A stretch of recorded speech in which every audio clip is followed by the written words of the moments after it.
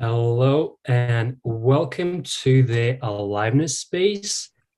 This is a space where me and my guest are discussing our vision of aliveness or our interpretation of aliveness, specifically through our life experiences using the system of human design. You don't have to know anything about human design, but if you are curious about human design is a beautiful combination of astrology, Kabbalah, Vedic energy system, as well as there's always one more missing piece that I keep forgetting.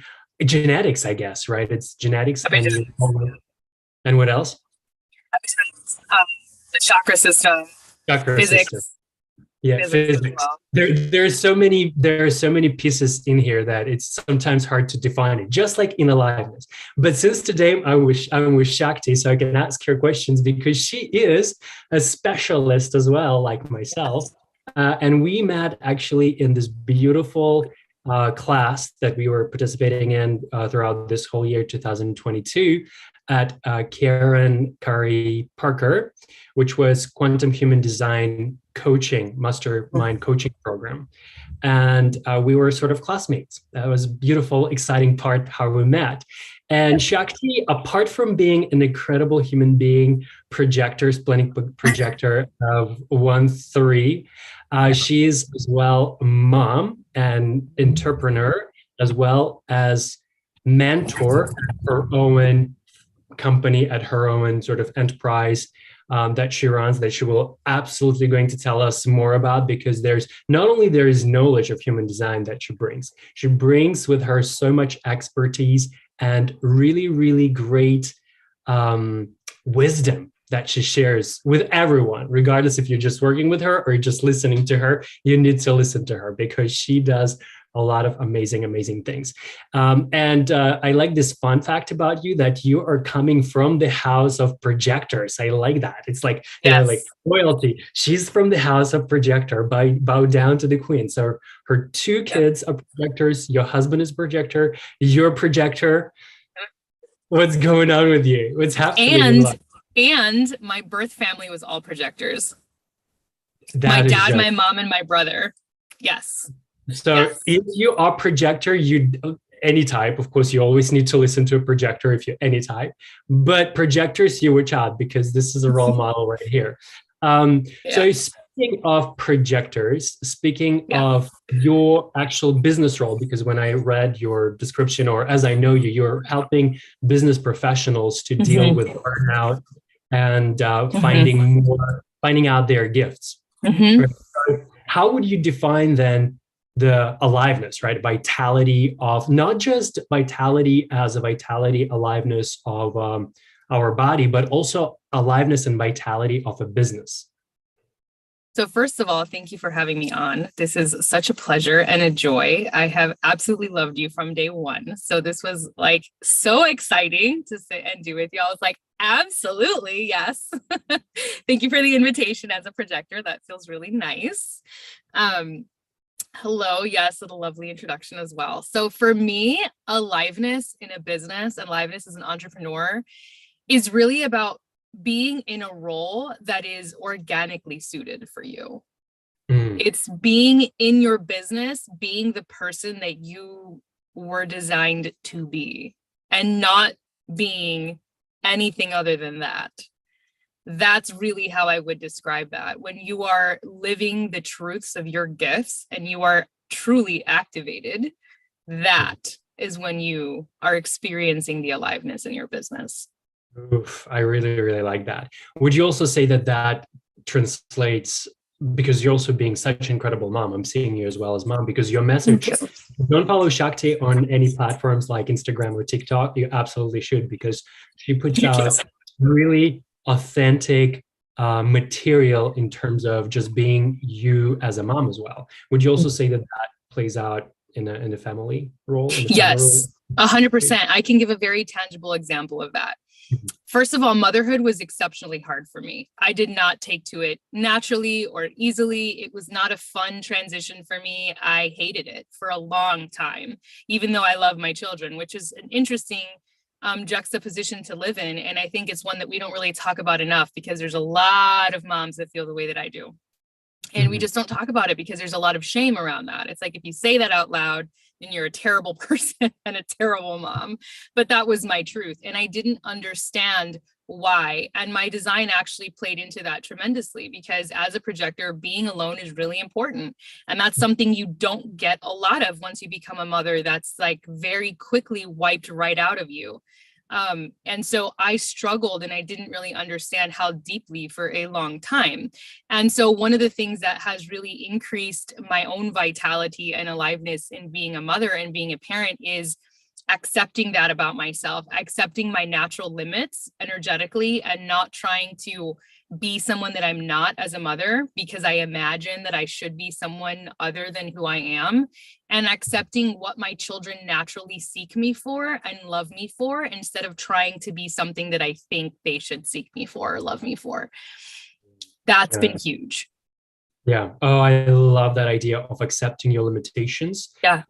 Apart, I guess, taking it even out of human design, as much as Shakti and myself inspire anyone to go after your gifts, before I think we even go into the direction of our gifts, it's really important to find out where our limitations lie, right? And where human design comes in so beautifully, telling us, according to our energy type, what is possible for us, right? And I think for projectors, it's a huge revelation, but even for myself as a manifesting generator, I'm always inspired by manifestors and manifesting generators, and generators specifically, because they can just narrow down their focus and just go so like ahead of everyone.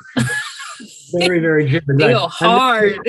And then you have like manifesting generator that just wants to do everything, and so kind of understanding that that's your limitation, but it's also your gift at the same time. It just depends on your perspective and how you're going to utilize this in your life. So speaking of that, beautiful thing that you sort of emphasize, finding time for yourself, or having more time for yourself.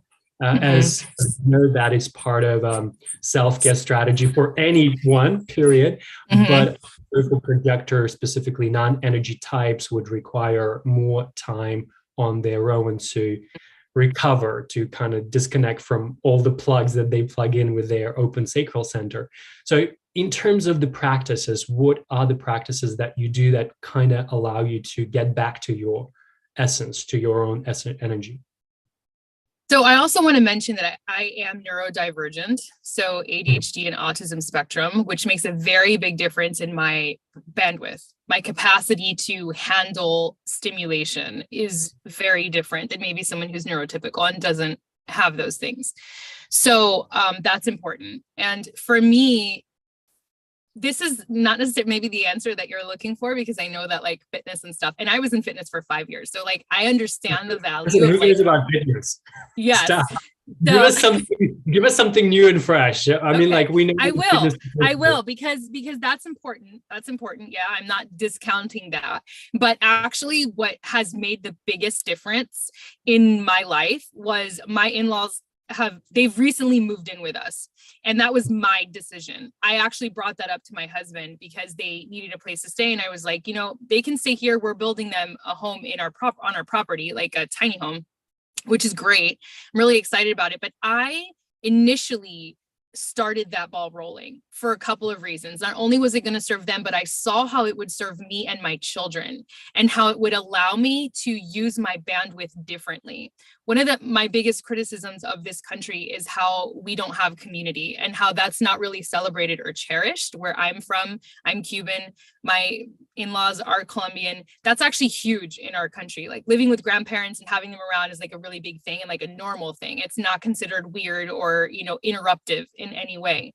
And I was like, I want that for my children, because I see the value in that generationally, that intergenerational relationship. And I also need more bandwidth. And how I'm going to get that is when I have more love, more loving hands to handle my kids. So I'm not the only one who's putting in all of that energy. And so by giving up some of that privacy, I've actually received more space for my bandwidth, which was massive.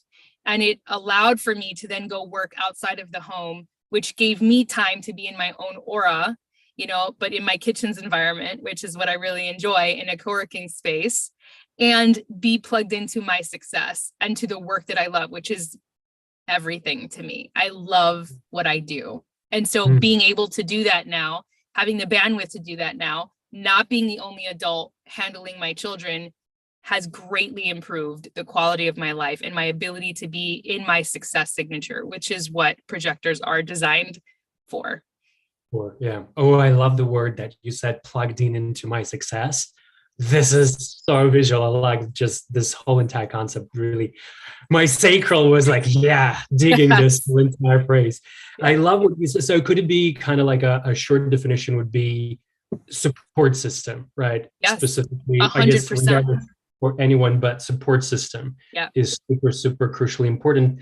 And specifically when you are, being mom, I'll just buckle down to you because I can only imagine, how not easy it is. And also thank you for sharing that on your social media, your journey of motherhood through your, neurodivergency, also through the prism of human design. It's really a tool that a lot of people, I think, will absolutely find so helpful because it helps them to put their life into perspective as well, to know that, what, these are challenges, but I think also in one of your TikToks, you said something that, it definitely opened up a path for you to use all of the, let's say, disadvantage of that in your advantage.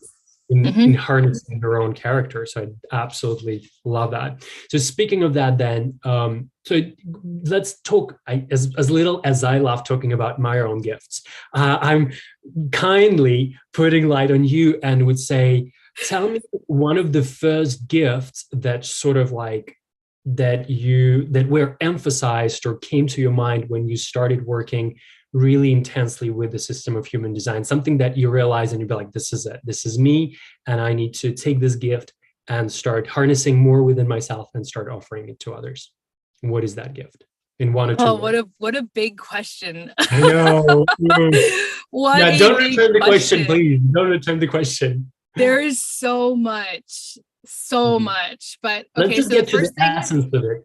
There's two things that I will share quickly, succinctly. The first one is my 3-line, discovering the journey of a 3-line in your profile and how we are literally designed for trial and error, and we are designed for failure. Essentially, we're designed to make mistakes and to become wise about them. We are literally designed to become the walking embodiment of what it means to fall flat on your face multiple times and get back up. And so when I learned that, I was like, thank God. It just validated my experiences so much. And it made me look at my whole life story with a completely different lens. So that's really the first thing. The second thing would be, I only have 2 channels. I only have 3 centers defined. So I'm very littly defined in my chart. And my one channel of the 2551 really stuck out to me, not only because I didn't see it very often, and I don't even now with clients. I don't think I've had a single client that shared that channel that I have, but because when I started learning about it and how it is a channel of initiation, and the archetype is the shaman or the priestess, my entire life came into focus when I learned that. And I understood that no matter what I've done, the past however many years I've been a professional, I've had many different careers. That was the center core part of everything that I did, was being the activator, the initiator for others into a realm of jumping from the material to the spirit, jumping from this world into that world, and giving them a pathway to do that in a powerful way. So that was really activating. Yeah. Well, I'm very grateful and glad that you found human design, or human design found you. Found me. It did. Because it's a quintessential knowledge or science of that channel of 5125, right? Yes, because that's how it came through. And I'm a projector, which like Raul was always like, this is, you were like, I'm ready to receive it. Here I am. I was literally, and I was born the year he channeled it. So I feel like I was uniquely positioned in every way to be a servant of the system in every way. Yeah. And so that analogy, that vision of you plugging into success is just like stuck with me. So almost like you as a projector, you just, here I am, I'm just plugging in. Plug happens and download, receive. 100%. But I really love how you easily narrow down this huge question, right? Because it could be such an overwhelming question. What is your gift, right? It could be like, I don't know what my gift is, but I really love how you brought it down immediately to your energy type and into your role. And when we talk this technical language, energy types, it's that description that you see underneath my and Shakti's profile. It's called manifesting generator or orchestrator or projector. And then the roles, when we talk about the roles, it's the numbers 1, 3 or 6, 3. So Shakti and I, we share the same design number. It's third line. And third line is the line that bumps into things literally and metaphorically in order to learn. So we learn through crises, unfortunately, in some way. Sometimes they are fun crises and a lot of times not. And the beautiful thing also, yeah, I know. But listen, that's how our first number operates, right? So in Shakti is line 1, which means investigator. So she uses all of that third line experiential stuff in order to investigate and go really, really deep into what life needs to be, what sources she can actually pull out from that. And if you look for anybody for some resources, go to Shakti, because she has so many resources. And then speaking of line 6, is just like my journey of 3 is also being divided by 3 right now, because you still need to figure out what to do on the roof, which is having a lot of fun, but still continue experimenting. So I really love that. So now let's talk about shadowy part, right? So what do you the fringe.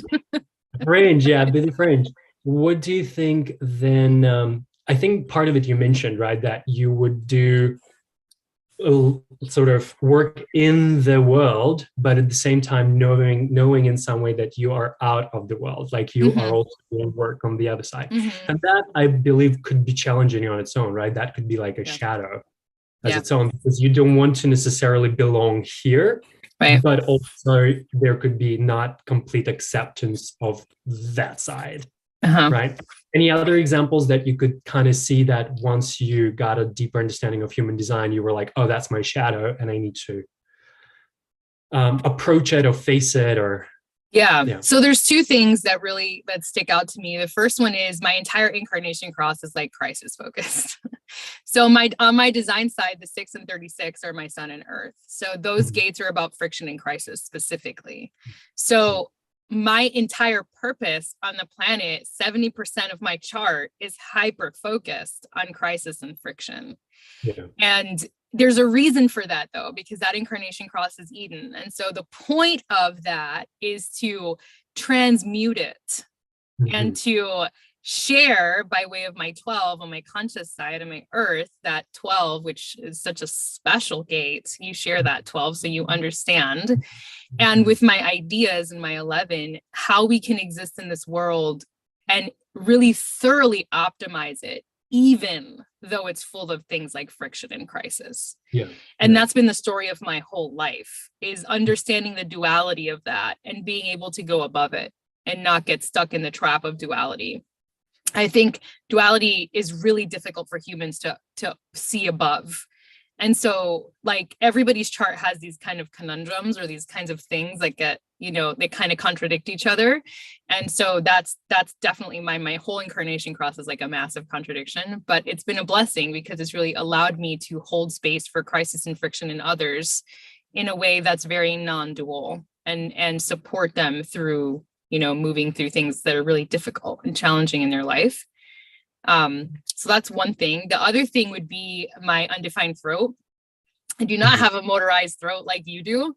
And when I understood the shadow behaviors of an undefined throat and how, the search for recognition and attention on top of the fact that I'm a projector, so I want that anyways. So it was like a double-edged sword on my end.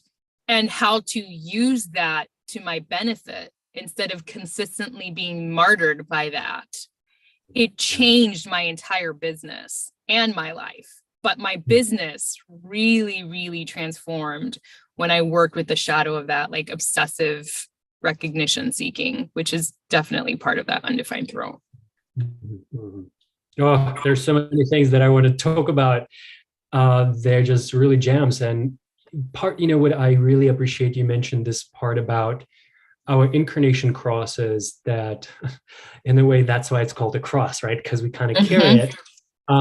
And there is one thing to understand it from a traditional human design perspective, which I love. I love reading traditional human design materials. It's like really speaks to you, but it could be a little bit daunting, right? Because it is, you get a full unfiltered way what your reality is. And I have literally, my cross tells me about the mindset of oppression. It's a gate 47. So it's like, just like knowing about oppression doesn't really help me this much, because I do really viscerally know when my mind goes in a state of oppression. I know it's not a beautiful space to navigate reality, right? And so then when you kind of dig a little bit deeper, of course you can find all of that wisdom on your own.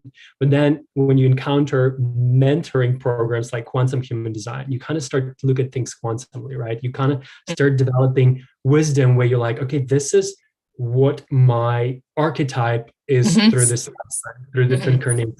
But this is at the same time my huge potential to transmute and to transform it, right? That's basically also part of my reality, right? So constant transformation of that very kind of lower frequency, lower vibration energy into something that is potentially giving you aliveness, right? So kind of using it as a fuel to nourish the potential. So I absolutely love what you said about that. And then the wisdom of undefined centers, like, I guess, like having a defined center and be like, I wish I had that defined. That is my will center. My will center is undefined. And every time when I have clients with a defined will center, or you have a defined will center? I do. So I'm like, I kind of know it right away. I'm like, there is a defined will center. I can feel it. I can sense it. There is this conditioning that just, you can almost like sense it. It's like, oh, defined will center. I think, let me show up my work. That's where it is. And I bet that how it works in, undefined road. It's like, let me show myself up, But it's, at some point you start having fun with this, because it becomes almost funny how this ages and years and years of conditioning, how they kick in, and you just watch it and you be like, you know what, I just can see you. Let's have fun with this, I will say, we can be conditioned even where we are defined. And that's been one of my greatest lessons. So my ego conditioning, I'm ego defined, and my ego conditioning was really strong, in the sense that like being ego defined almost felt like a bad thing. And I had to really work to be like, no, it's not. It's a good thing. And it's important. And wanting the things that the ego center wants are necessary for life on the planet. Like I had to really, really decondition that. So yeah, you could definitely have that shadowy aspect anywhere. It's just more likely where you're inconsistent. Yeah, I can definitely find this pattern quite a lot when I observe people with defined head and ajna. That's where I'm finding. Yeah. Oh my gosh. That conditioning there, it's like, okay, it's hard to move around, navigate around concepts when everything is defined here. So when I have a little bit of openness here, a little bit of openness there, it's just a little bit more room to navigate things. But listen, with the defined, let's say, sacral, it could be also for sure. Doing my job as I did in my career in fitness. It gives you a lot of energy, but at the same time, the same defined sacral screw my body, like literally would push me so hard into places where I keep pushing myself, and then I'll be just laying my 100%. Back, healing my body, because it could potentially kill you that way. So love this. So what do you think in terms of the let's say an advice, not really great word, but recommendation, advice, your let's say Your way to encourage somebody to start working with their gifts or their shadows, where would you tell people to begin? Obviously, human design. That's gonna be my first thing. Right? Like obviously human design. Yeah. No, I get it. 100%. Because Mm. I will say I've been in the world of healing for over 14 years. I was a professional psychic medium, have been for those 14 years. I'm a yoga instructor. I was a massage therapist career for almost a decade. I've worked very hands-on in the world of trauma and in the world of the dark for a long time. And so many tools have been like paramount for me healing. And what human design afforded me was to get my mind on board. What human design really does is it gets your mind on board with why you have to heal. It really gets your mind on board in a tangible, mechanical way with what your strengths are and where the healing needs to occur and why it needs to occur. It beautifully explains why and what the benefits are of you doing the healing work. Do you know what I'm saying? It really just illuminates that whole pathway in such a way that your mind can buy into it. And then you can really do the work, you know? Yeah. Beautiful. I really, yeah.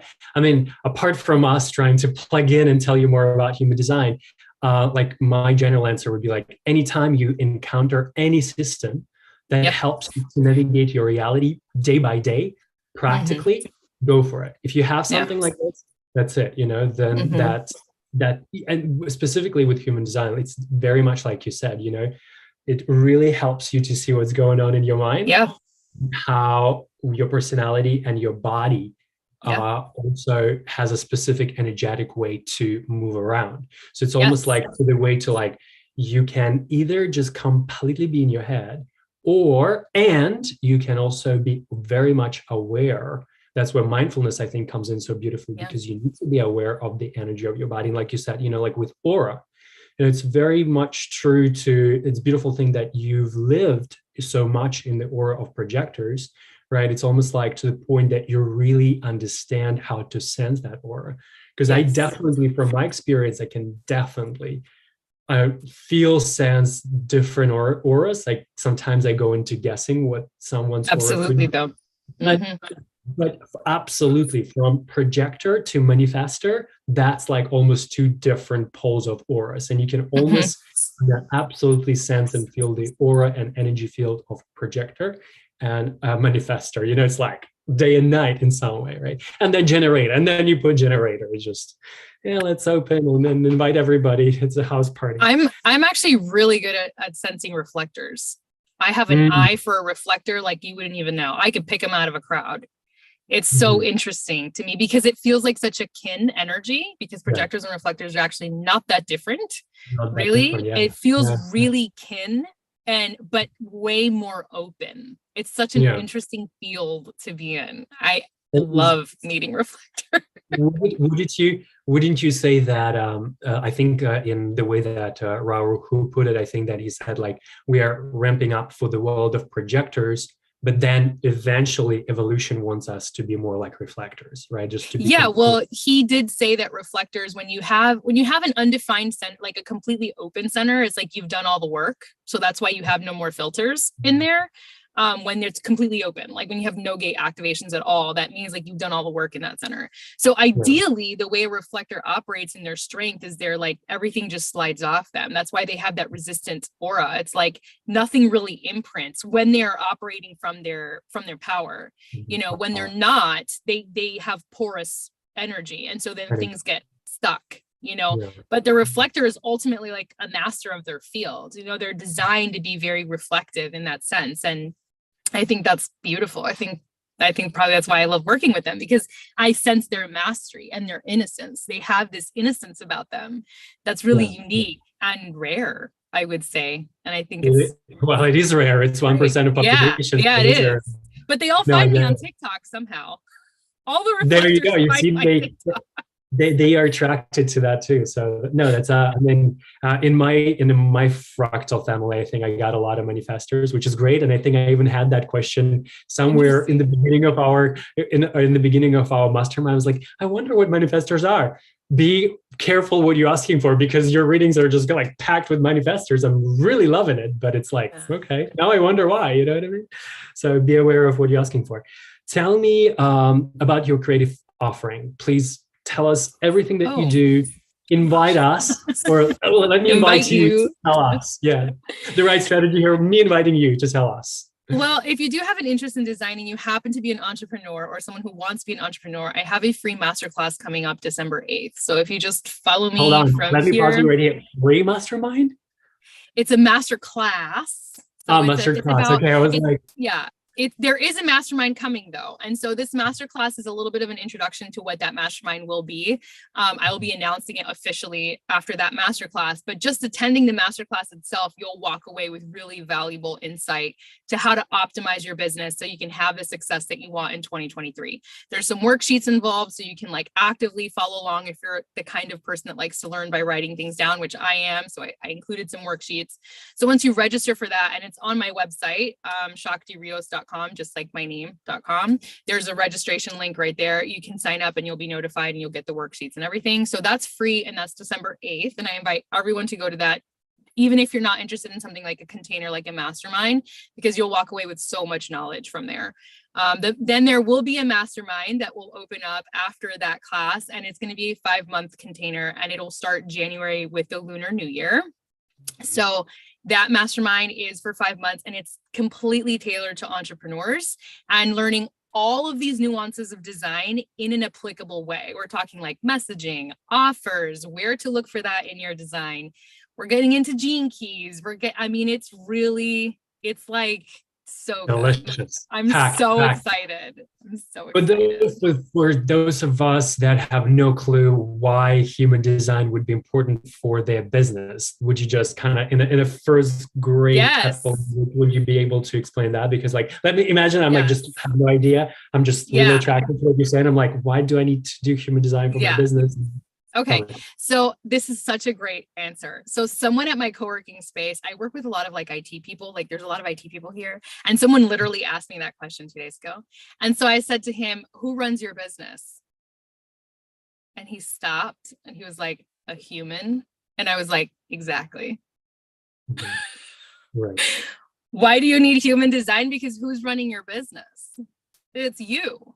And so if you don't understand the optimal way for you to run your business, what you're going to run into is burnout or chaos creation or unhappy customers or teams that you don't get along with or all that kind of stuff, because we're at the core of it. We are all humans running businesses.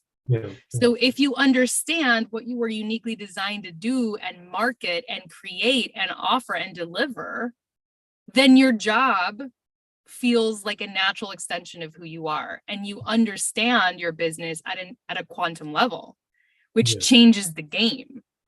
100%. You know, the specifically with the transit of the gate 9, where I think moving in 5 next week and then 26 to kind of ramp up whole the Sagittarius season. You know, the word that keeps coming through to me throughout my journey here is also integrity. So it's almost like the thing, you know, it's like human design. When we learn human design about ourselves, it helps us to find aliveness and find that vitality that is endless. And then almost it feels like to integrate then that vitality into business, you need to explore design. You know, it's like helps 100%. You to integrate and direct that into a business, that because then you're not fighting against your business, or you're not like pushing against it. You're just being, I think you said that word, organic extension of your business. You know, it's not like my business and it's like us together. It's the same being, and we just 100%. Flow organically developing. I will just add, the only other channel I have is a channel of enterprise, the 2644. So that's my only other channel. So I'm literally here to activate enterprise. Those are my 2 channels. That's what I do. I've been an entrepreneur for 13 years. I've been an entrepreneur since I was 21. I've done everything.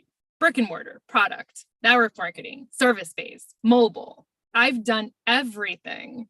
So as a 3-line, of course, I've done it all and failed at a bunch of stuff and succeeded at a bunch of stuff. And so my perspective for this is so unique because not only do I have the background of human design and the understanding of the energetic application, I also have very material, tangible understanding of what it looks like, And so as a quad right being, are you going to get a whole bunch of strategy and funnel tips? No, because that's not what I do, but it will make all of that so much easier because you won't be wasting your money on things like funnels and advertising that aren't going to work for you because they're just not designed for you.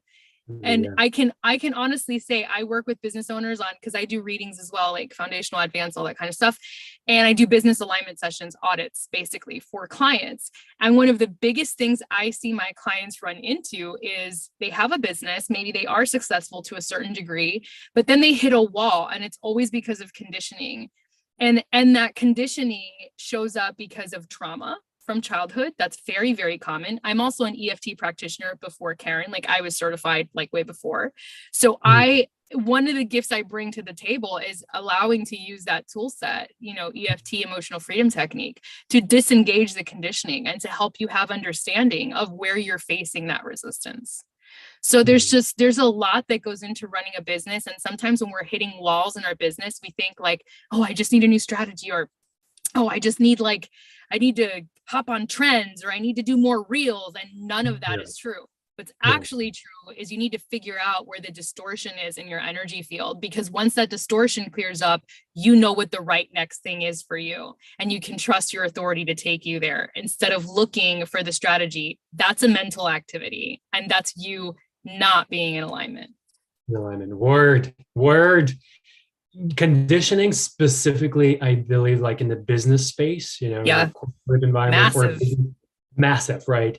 And then to really understand the life of a creative, it's like one thing to try to fit into the business models and do things, and another thing is to be creative. And that's 100%. What human design allows to do on a really huge way, in a huge kind of scale, is to be creative, to be creative with my energy and to really understand where I'm going into the mentality of like, I should be doing what everybody else is doing.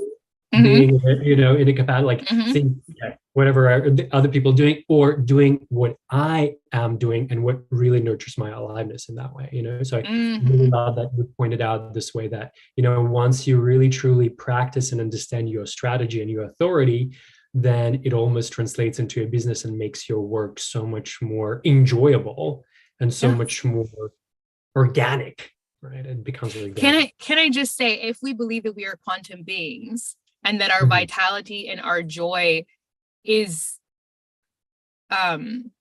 pervasive, and it just doesn't affect us, who we have in front of us, but it actually travels through time and space, and others feel that, then can you imagine when you are at the helm of a business and you feel radiance that comes from an authentic understanding of who you are and what you came here to offer the world, and you just living in that radiance is so magnetic, and everything that you touch, every interview that you do, every video that you put up, every post that you share radiates with that very same radiance and affects people's lives on a quantum level and maximizes your success in a way that nothing physical that you think will do it will actually do it.